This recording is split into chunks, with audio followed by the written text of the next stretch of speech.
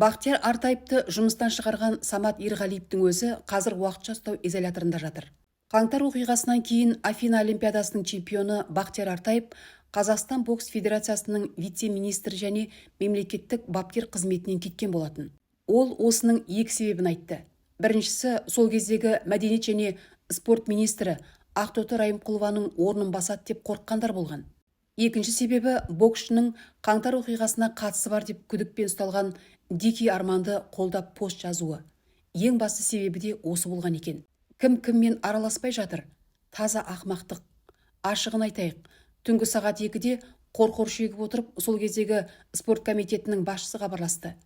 Дики Арманмен араласады екенсің, жұмысты босатуың керек деді. Айлығым 180 мың теңге болды. Шетелде мен сияқты маманды $10 мың төлеп шақырар еді. Токиодан жылап келдіңдер. Ұлттық олимпиада комитеті мен министрлік кінәні бір-біріңе сілтедіңдер. Алтын жоқ. Араға 2 салып, Сербиядағы әлем біріншілігінен 2 алтын алып бердім. Сонда 180 мың төлеп, осының өзін артық көріп кеттіңдер ме дедім.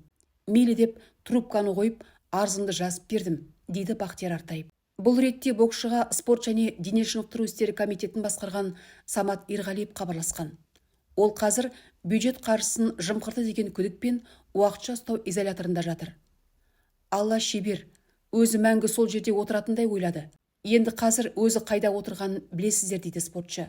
Еске сала кетсек, 2022 жылы ақпан айында Бақтияр Артаев Дики Арман ретінде танымал қылмыс әлемінің серкесі Арман Жұмагелдиевке арнап пост жазған болатын. Ол бауыр үшін жүрегі ауыратынын айтып, оны босатуды сұраған еді.